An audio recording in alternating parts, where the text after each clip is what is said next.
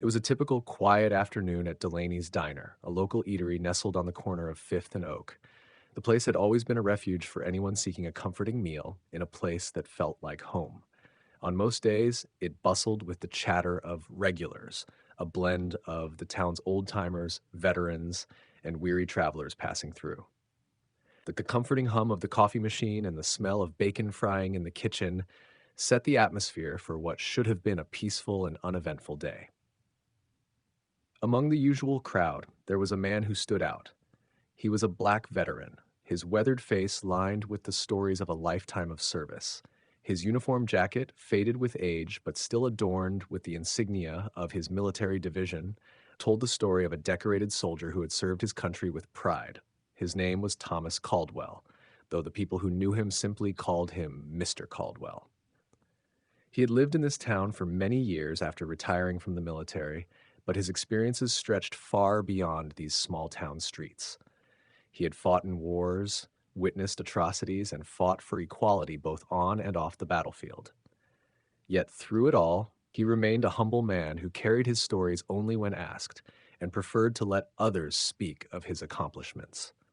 On this particular afternoon, he entered the diner with a quiet demeanor, his military jacket buttoned neatly, the slight jingle of the medals on his chest almost rhythmic as he moved. He chose a booth by the window, one that had become his usual spot, where he could watch the world go by while sipping his coffee and enjoying a simple meal. He had no agenda, no grand plans for the day, just the peace of solitude in a familiar place. Megan, the waitress, had worked at the diner for a few months now. She was in her 20s, a young woman with a sharp attitude and a tendency to keep to herself. She was new to town, having moved from a larger city in search of something quieter, something more authentic. The diner was a stepping stone for her, a place to earn money while she figured out her next move. Megan had heard the stories of the regulars, the ones who came in every day, sat at the same booths, and ordered the same meals. But Mr. Caldwell was different. He wasn't just a regular. He was a veteran, one of those types whose presence seemed to demand respect without saying a word. She had seen him in the diner before, of course, but always from a distance. There was something about him, his calm composure, his serious expression, that made her uneasy. Maybe it was because, deep down, Megan had never fully understood the weight of what some veterans went through. She didn't know what it was like to serve, to sacrifice, to fight for a cause she barely understood. She wasn't proud of it, but she'd always viewed veterans like Mr. Caldwell as reminders of a past she didn't care to engage with. And there was something about his presence that triggered an almost irrational discomfort in her. When he sat down at the booth by the window, Megan rolled her eyes, letting out a small sigh before walking over to take his order. She put on her usual customer service smile, trying to mask her internal hesitation. "What can I get you today?" she asked, her tone clipped but polite, though there was a subtle edge to her voice that betrayed a lack of enthusiasm. Mr. Caldwell looked up from his menu, offering her a warm but reserved smile. He was used to people not fully understanding him or what he had seen during his years of service. But he didn't let it bother him. He was here for a meal, not to explain his life story. "I'll have the eggs and toast," he replied quietly. But Megan, without skipping a beat, gave him a curt nod, her eyes narrowing slightly. She was hesitant, but not for the reason one might expect. She had noticed his skin color, his military jacket, and for some reason it made her feel unsettled. She didn't fully comprehend why she felt the way she did, but something in her subconscious mind told her that he didn't belong. She couldn't help but stare at the way he moved so confidently, his posture so upright, as though he were royalty. It was then that her unease began to morph into something uglier. "Sorry," she muttered after a long pause, "but we don't serve your kind here." The words left her mouth before she could process them, before she could understand the gravity of what she had just said. Thomas Caldwell's heart sank as he heard the words. He had been through so much in his life, fighting wars, fighting for equality, fighting for the simple dignity of being seen as a human being. But this was something different. It was a raw, ugly form of hate that he hadn't encountered in many years, one that felt more personal than anything he had experienced before.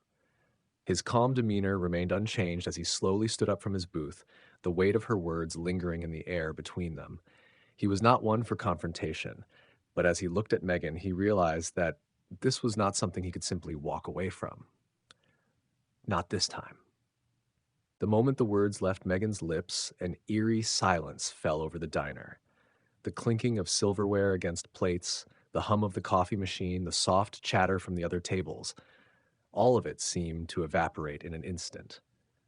Megan stared at Thomas Caldwell, her face flushed with something resembling panic, as if she had just realized what she had done. But the damage had already been done. The sharpness of her words hung heavy in the air, and the tension was palpable. For a moment, Thomas didn't react. His face remained stoic, but his eyes that had witnessed so much throughout his life, spoke volumes. He stood still, his posture as straight as the many years he had spent in uniform. It wasn't just his military training that kept him composed, it was the calm resolve of a man who had faced life and death and now, in this moment, faced the ugliness of hatred from a stranger. Megan, on the other hand, was beginning to realize the gravity of her actions. She had said something so harsh, so cruel, without even thinking about the consequences. Her mind raced, but her body was frozen. The look in Thomas's eyes was something she had never seen before, a quiet, unspoken challenge that made her stomach churn. She could feel the weight of the moment, like a thick fog that had settled over her. And yet, despite the discomfort, she couldn't bring herself to apologize. Not yet. Her pride, too caught up in her own discomfort, prevented her from backing down. Thomas finally moved, slowly turning his back on her. He didn't want to cause a scene, he never did, but he wasn't going to sit idly by and let her words fester in the air. He took a step toward the door, his fingers curling around his jacket as he gathered his belongings. The slight jingling of his metals, as they swayed with each movement, was the only sound that broke the silence. It was a subtle reminder that this man was more than just a regular customer. He was a veteran who had served his country, someone who had earned respect, even in the face of adversity. Megan's eyes darted around the room, hoping that someone would step in, that someone would tell Thomas that she hadn't meant it, that it was just a slip of the tongue. But no one said a word. The other customers, having witnessed the exchange, were either too stunned or too uncomfortable to act. The atmosphere in the diner had shifted, and it seemed like every eye was on Megan, silently judging her actions. Feeling the pressure mounting, Megan reached for her phone, her hands trembling slightly as she fumbled for the device. Her mind was racing, but in a panic-induced daze, she could only think to call for help. "I'm calling the police," she blurted out, her voice now wavering with an odd mix of fear and defiance. "You need to leave." Thomas stopped in his tracks, his back still to her. He could feel the sting of her words, but his years of military service had taught him to keep his emotions in check, to stay focused on the task at hand. He didn't turn around to face her, didn't say a word. He knew exactly what was happening. She had just made a decision to escalate the situation, to make it about something bigger than it ever needed to be. Megan, meanwhile, was on the phone now, speaking quickly to the 911 operator. Her words were rushed, frantic. "Yes, I need help. A man is causing trouble in my diner. He's not welcome here, and I'm afraid he's getting aggressive. He's not like the others. I'm really scared." She didn't realize how her words were coming across, how they could easily be interpreted as an exaggerated story of someone trying to justify a hurtful action. Her call to 911 was drenched in her own fear of consequences, her shame starting to bubble to the surface, but she couldn't stop herself now. Her words were out there, and the operator, trained to assess these situations, began to ask follow-up questions about the man's appearance, his demeanor, whether there was any threat. "He's an older black man, wearing a military jacket. He's just sitting there, but he's intimidating. I just don't feel safe." Megan's voice wavered, but she stuck to the narrative she had started, desperate to maintain control over the situation. But as she spoke, her mind was flashing back to the moment she had spoken to Thomas, the way his face had hardened when she spoke, the silence that followed. What had she done? Why had she said those things? It was almost as if a fog had cleared in her mind, and she realized too late how badly she had misjudged the situation. Outside the diner, the hum of the world continued, oblivious to what was happening inside. A few cars passed by, their headlights briefly illuminating the small corner of the town. The streets were quiet, and no one could know what had just unfolded inside the diner. Megan's hands began to shake more noticeably as she continued her conversation with the 911 operator. But in her heart, a knot had formed, a tight, uncomfortable feeling that wouldn't loosen no matter how much she tried to justify her actions. Meanwhile, Thomas, still standing by the door, this paused. He had seen enough to understand what was going on. He had no desire to escalate the situation further, but he wasn't going to leave in shame. He wasn't going to let her deflect blame or make it seem like he had caused the scene. He stood his ground, waiting for the officers to arrive. The weight of his decision pressed against him, but in the end, he remained calm. This wasn't just about one wrongful act. This was about something far larger, a lesson that had to be learned, whether Megan realized it now or later. The silence in the diner was suffocating as Thomas Caldwell stood by the door, his back still turned to Megan. His hand gripped the edge of his jacket, the slight weight of his military medals a reminder of the life he had lived, the battles he had fought, and the sacrifices he had made. As he stood there, his mind flashed back to the years he spent in service, through wars, through struggles, through pain. But none of those experiences had prepared him for this moment. This was different. This wasn't the battlefield. This was a place where he thought he could find comfort, a simple meal, and a quiet afternoon. And yet, here he was, having his dignity questioned by a young woman who didn't even understand the weight of her words. Megan, on the other hand, was now frozen behind the counter. Her hand was still holding her phone, but her mind was no longer fully focused on the conversation with the 911 operator. Her stomach twisted with anxiety and guilt as she replayed the words she had spoken, the moment she had crossed a line that she couldn't erase. She had thought herself so quick, so sharp in her actions, but now the reality of her own prejudice was slowly sinking in. She had called for help, as if Thomas was some kind of threat. But he hadn't threatened anyone. He hadn't raised his voice or even shown a flicker of aggression. He was simply a man sitting in a booth, trying to enjoy his meal. She couldn't help but feel a wave of shame, but there was nothing she could do now. The decision had already been made. She had spoken to the operator, and they were on their way. Despite her panic, Megan couldn't bring herself to call Thomas back over and apologize. The words seemed to choke her, as if the pride and defensiveness that had led her to make that call were now controlling her, too afraid to admit she had made a mistake. She wanted to say something, but the lump in her throat was too large, and the gaze of the other diners was enough to keep her rooted in place. As the seconds stretched into what felt like hours, Thomas's mind remained sharp and steady. He wasn't going to make a scene. He had been through far worse than this, and while it hurt, it wasn't worth losing his composure over. He had learned long ago that reacting in anger was not a victory. The real victory lay in keeping calm, in keeping control. And so he stood there, waiting for the inevitable.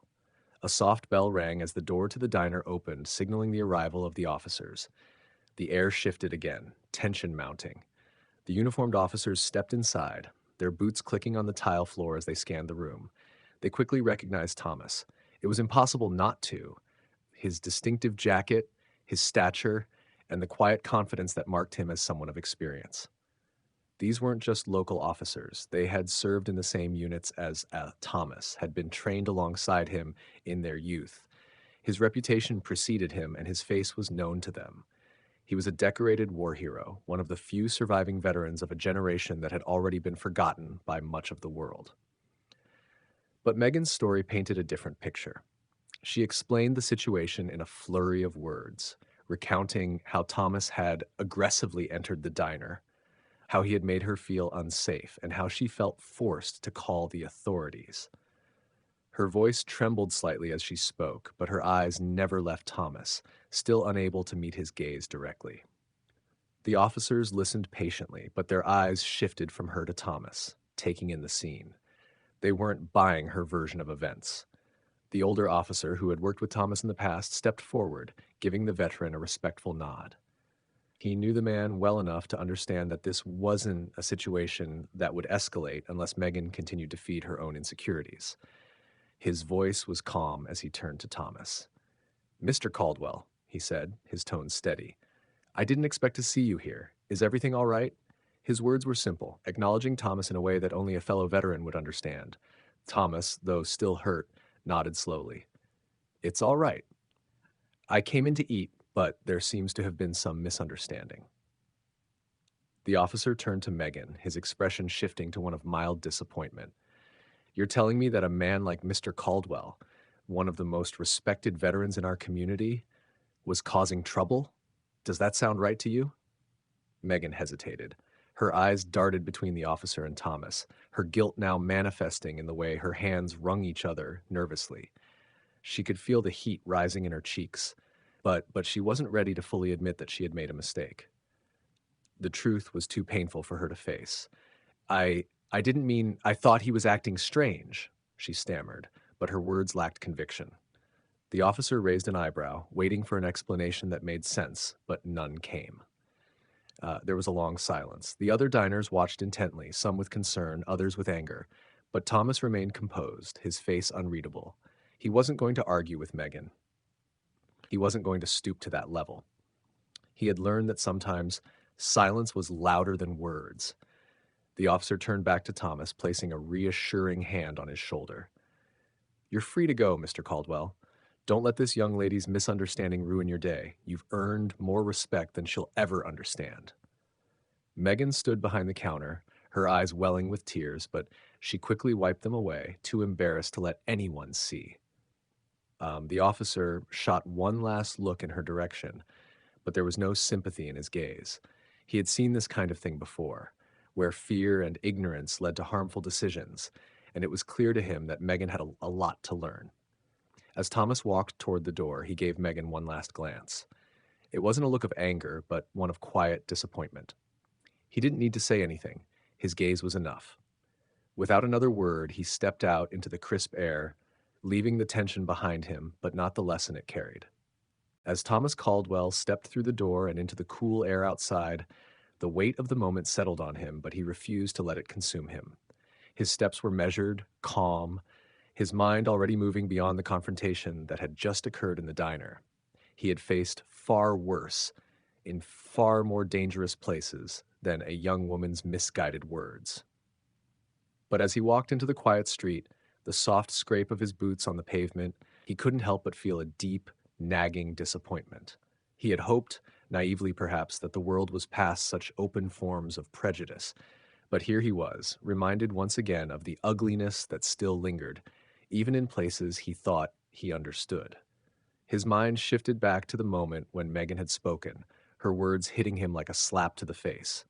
It wasn't just the insult itself that hurt. It was the thought that someone could so easily disregard him based on the color of his skin, dismissing his years of service, his dignity, as if they meant nothing.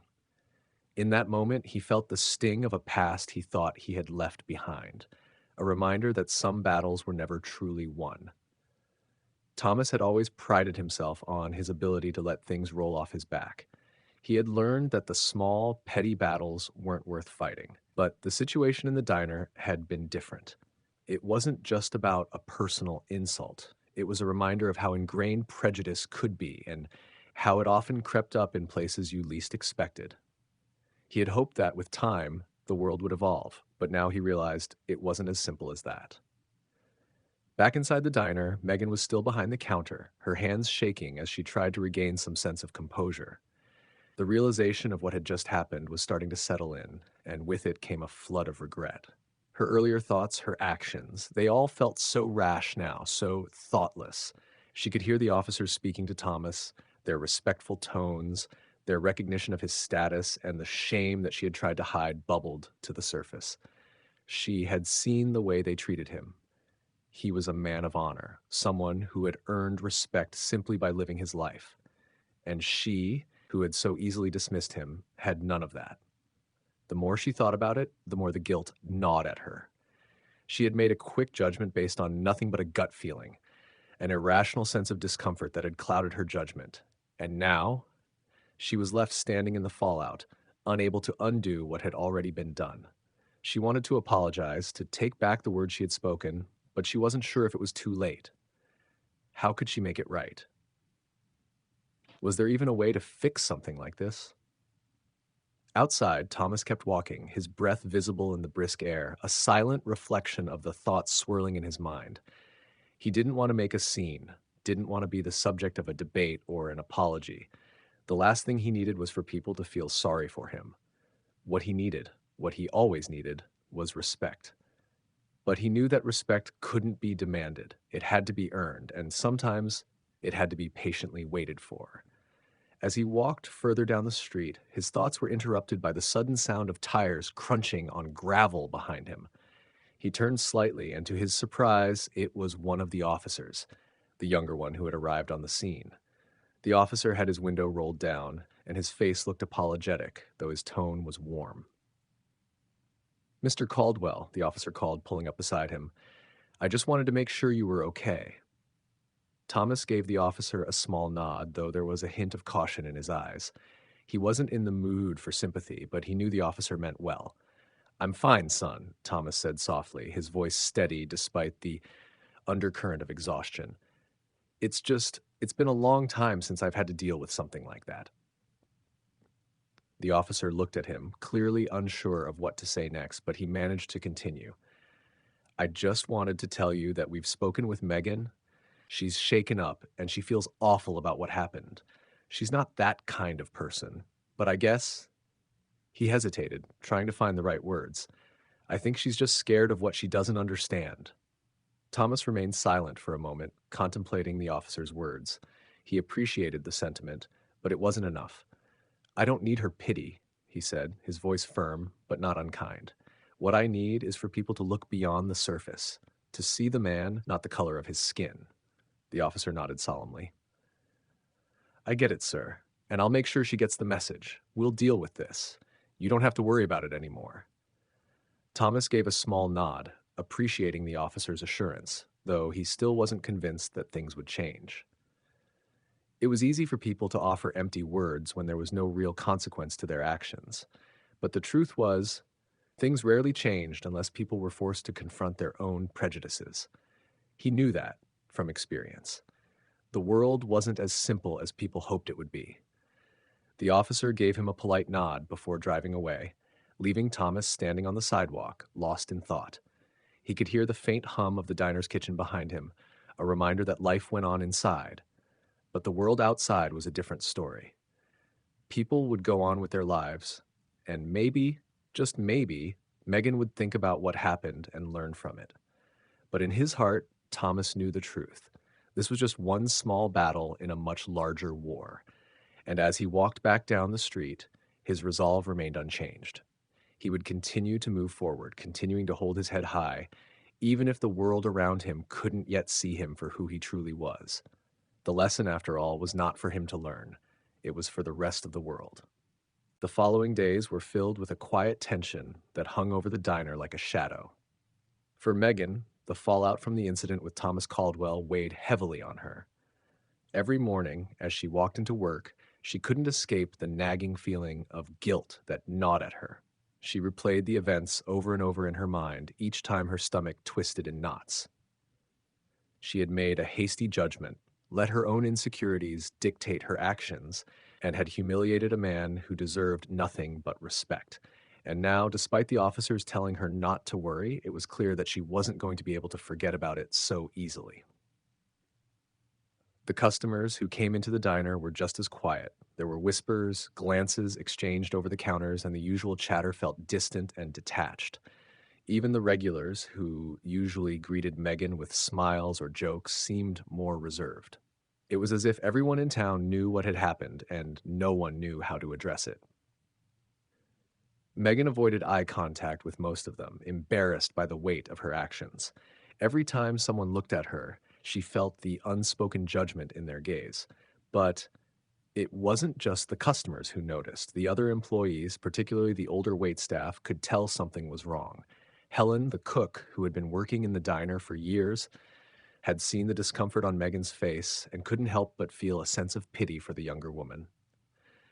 Helen had lived through enough to know when a person was carrying a heavy burden, and it was clear that Megan had one. One afternoon, as Megan wiped down the counter, trying to keep herself busy, Helen walked over and stood beside her.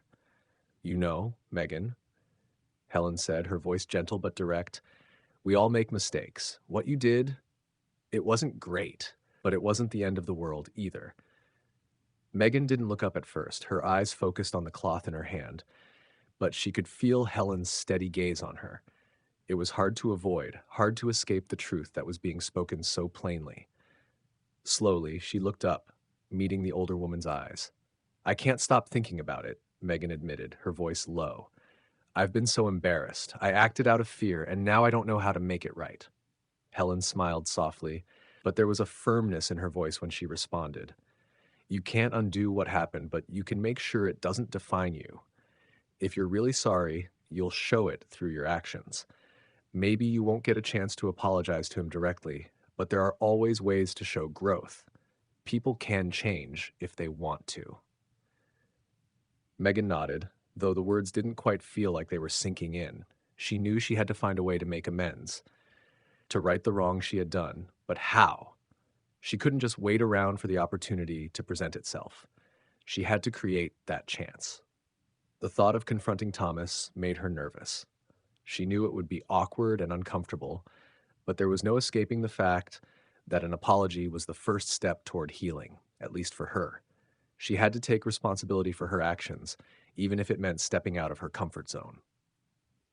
The following day, Megan found herself driving to the small park just outside town where Thomas often went for walks. She wasn't sure if he'd be there, but something told her it was the right place to start. She parked her car near the entrance and waited, her hands nervously gripping the steering wheel. She had thought about this moment countless times, but now that she was here, the reality felt so much more daunting. After what seemed like hours, but was really just a few minutes, she saw Thomas walking along the path, his familiar jacket and steady gait giving him away before she saw his face. He was alone, his eyes focused ahead, lost in his own thoughts. Megan's heart raced as she stepped out of the car and approached him, her breath catching in her chest. This was it, the moment of truth. Mr. Caldwell, she called out, her voice hesitant but firm. He turned slightly, his gaze immediately recognizing her. There was a flicker of surprise in his eyes, but he said nothing, waiting for her to speak. Megan swallowed hard, the weight of the apology pressing down on her. I wanted to apologize, she started, her words coming out more shakily than she had intended. I was wrong. I treated you unfairly the other day. I acted out of fear, and I let my own ignorance guide me. I should never have spoken to you the way I did. You didn't deserve that. Thomas remained silent, but his expression softened ever so slightly, the hard lines in his face easing. Megan continued, trying to push past the nerves that threatened to choke her words. I know I can't undo what happened, but I want you to know that I see you. I see who you are, and I see the man you've become, and I'm sorry. I've learned something from this, and I promise you I'll be better. For a moment, Thomas didn't say anything, and Megan began to feel the familiar heat of embarrassment creeping up her neck. She had expected him to speak, to offer some kind of response, but he remained quiet, his face unreadable. It felt like an eternity. But then, just as Megan was about to speak again, Thomas finally spoke, his voice low but steady. Sometimes it takes a lot for people to open their eyes, he said, and sometimes it takes a lot more for people to admit when they're wrong. But you did that, and that's what matters. I'm not looking for an apology, but I appreciate it. Megan's breath caught in her throat, a mixture of relief and guilt flooding her. She had expected an easier forgiveness, but there was something about Thomas's words that felt real. There was no pretense in his tone, no judgment, just the quiet acceptance of someone who had learned to navigate the world with patience and understanding. Thank you, she said quietly, her voice full of gratitude. Thomas nodded once, then turned to continue his walk. Megan watched him for a moment, her heart heavy but lighter than it had been in days. It wasn't over, not by a long shot, but in that moment she had taken the first step toward healing, toward growth, and most importantly, toward understanding. The road ahead would be long, but it was a road she was willing to walk.